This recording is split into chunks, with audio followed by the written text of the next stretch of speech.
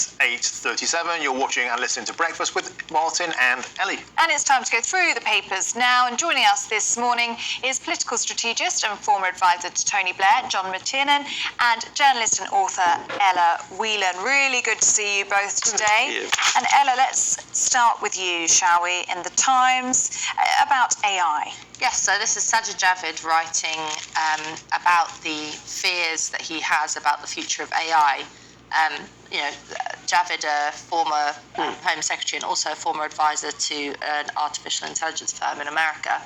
And it's quite a remarkable little piece, actually. He compares the dangers that AI might pose us with atomic warfare. He begins the article by quoting a speech by Eisenhower looking at atomic warfare, which I think probably is a little bit alarmist. But anyway, he goes on to talk about the fact that he's worried about what AI might do in the coming elections in America and in terms of interference, in terms of he says, in particularly in the UK, that we're just not set up for the challenges that AI that he basically says we're still grappling with social media, and he ends by asking for a kind of framework of accountability and ethical framework and something that gears AI towards a particular kind of set of goals. And he says that if we want to have an AI for peace, then we've got to intervene with regulation. Otherwise, he says, things don't end well if the AI revolution happens to us, not with us. It's an incredibly pessimistic take, I have to say. Even though he does have a nod towards, obviously technology is a good thing, he says somewhere.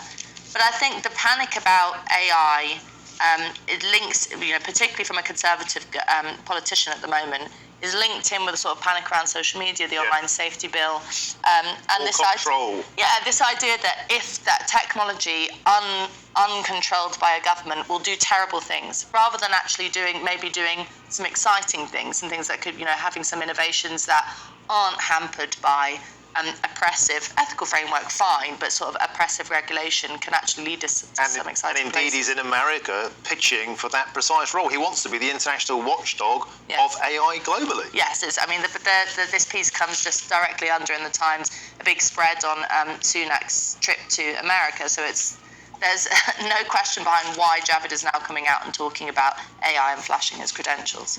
What do you make of it, John? Look, AI is serious. We do have legislation already around copyright, around privacy, around ways we could.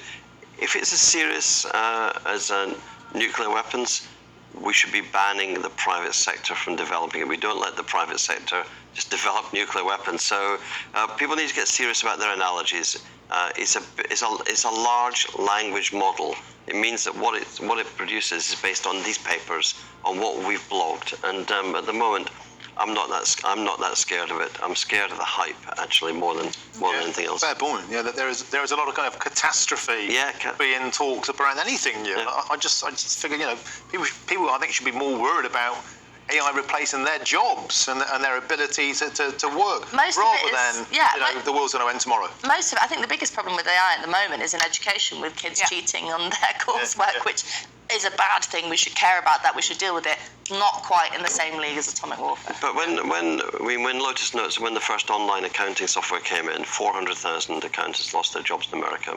600,000 accountants got jobs because accountancy just changed. It changed from boring routine, moving numbers around, to being more imaginative about what you can do. So the thing is, can we apply AI to take over routine jobs that then we can do more actually interesting and imaginative and creative. So a way of liberating us. It should liberate people from being, Look on the glass half full side. I think we've always made technology make our lives better.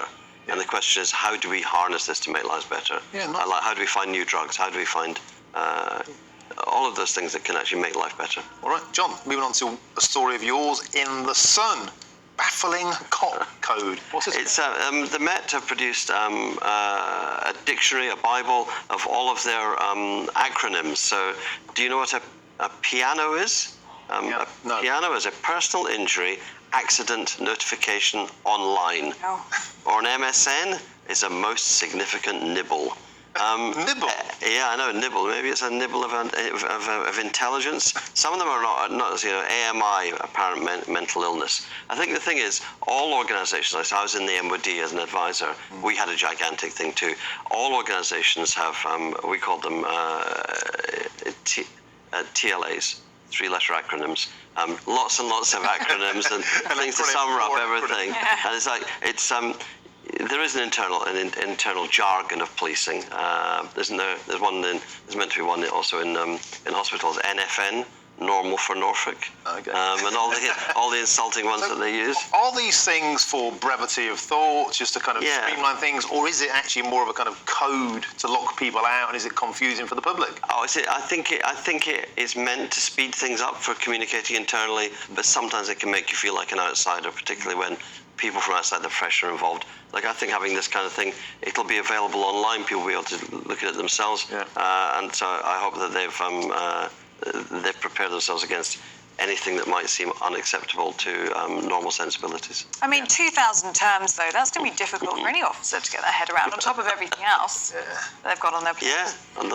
Right, Ella, let's have a look in the Times, shall we? And Sunak's £1 billion plan to fix the NHS. Okay, the big thing to start any discussion about this to say is that this is all up in the air. So that it's a plan that is likely, it's not confirmed yet, it's not, most importantly, it's not funded yet, and it's the promise for the funding hasn't come out. But anyway, if it is to go ahead, there is a potential for a plan for doubling medical school places to 15,000 by 2028-29.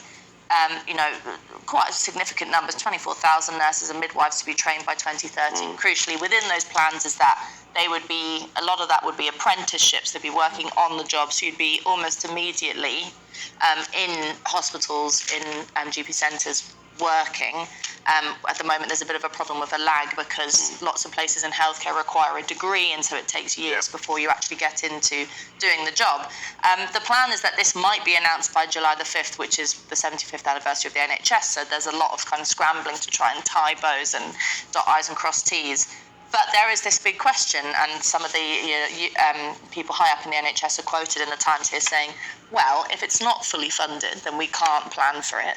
There is a nervousness, with particularly Jeremy Hunt is nervous, the Chancellor, about basically planning into the budget years of funding because they want to have this wiggle room to do things like they've done. The tax cut on the front page of the Telegraph, is it tax cuts or spending? I think I'm delighted that we are moving to a place in discussions about the NHS where we understand that the system has to change, that degrees and apprenticeships have to change, that there needs to be more staff. But as always, there is still the question of just the cash and whether or not we have it. John, it would seem a common sense thing to do. We are so reliant upon importing NHS staff from India, from the Philippines, to have homegrown talent, to invest, hopefully with bursaries or even free. I'm in favour of this free market of talent. If people in the Philippines want to spend their money on training their children to become nurses and doctors, then that saves our British taxpayer. I think it's great to us to bring labour, nursing and doctors' labour from all around the world. There's no problem with that at all. The issue here, and Ella put a finger on it, is the cost of this kind of investment in staff is gigantic. It's the training, and then it is the employing them. And the question of whether the health service will have the money to pay for any of these staff. You can train doctors and nurses if there's no places for them to go to that are paid for. I mean, then. But I'm pretty sure, John. I mean, come on. I'm pretty sure that Keir Starmer's going to be chucking a load of money around towards the NHS, ahead of any general election. Every Labour Party. We know how we'll fund our expenditure training. It's by removing the loopholes for non-DOMs. So actually, we've got a policy which, and we know we've discussed it, the wealth of the non-DOM wife of the Prime Minister. We know there's loopholes to close. We close those. This is unfunded until the Tories say what tax they'll raise. But then, on the Sunday Telegraph, we discussed first thing, tax cuts have been promised, so which is it? Well, John, maybe an answer is green levies. Onto your story next. Sunday Telegraph. Green levies will be imposed for next year. They're increasing food prices, pushing shopping bills up by £4 billion a year. Of course they're not. This is just an attempt to make sure that we reduce plastics. We're all opposed to plastics in the environment, plastics that leach into water. The government's trying to reduce the use of plastics. The industry, the food industry, the supermarket industry has to reduce its reliance on plastic in packaging, and the cost will only get passed on if industry doesn't change itself, well, it should change itself because it makes a saving. It makes a saving, it's more environmentally sound, there needs to be no increase in costs for the consumers. We've got the most efficient supermarkets in Europe. I expect them to do this well, like they do most things. Okay. Okay, Ella, we've got time for one more story. So let's have a look at the front page of the Observer, shall we? And the stupid Sunak COVID scheme will be the focus of the inquiry. Eat out to help out. Remember that? Yes.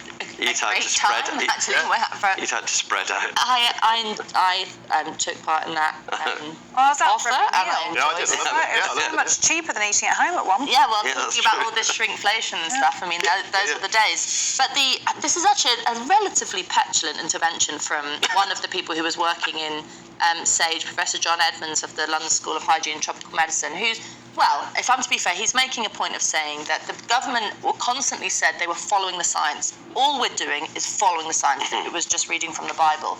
In fact, he points out that they would give scientists would give evidence and whatever, but they would not be part of policy making. He's very cross with the fact that they would not be part of policy making. Firstly, as a Democrat, I'm rather glad that policy making was done by elected officials rather than unelected scientists, as much as they were essential, obviously, in dealing with the pandemic. But I think it's, he on the Eat Out to Help Out thing, he says that it helped in creating a vast spread of the infection. There is, debate about that. But it just opens an interesting discussion about, the way in which policy was made throughout the pandemic, which hopefully the inquiry will look into. Yeah, thank Over you, the next Graham. 10 years. Yeah, Ella Wheeler and John McTernan, we have to call it a day there. In actual fact, the science is pretty clear. There was no big spike during Eat Out to Help Out, but that's just the facts, and sometimes they get in the way, even of scientists. Thank Move you, on. John. Thank you, Ella. Very Thank good you. to see you today. Now.